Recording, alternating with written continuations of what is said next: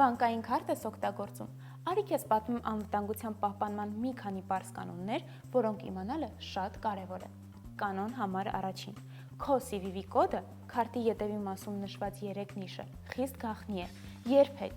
Երբեք այն մի փոխանցիր ոչ մեկին, իսկապես ոչ մեկին։ Նույնիսկ բանկի աշխատակիցը քեզ երբեք այս հարցը չի տա, այնպես որ իմացիր, եթե ինչ-որ մեկը, ինչ-որ մի օր քեզ հարցնի, թե որն է քո քարտի CVV կոդը, իմացիր, այդտեղից խարդախության հոտ է գալիս։ Կանոն համար 2. Քարտն ու գաղտնաբառը մի պահիր միասին։ Եթե վախենում ես PIN-ը, գաղտնաբառը մոռանալուց եւ այն գրել ես օրինակ թղթի վրա,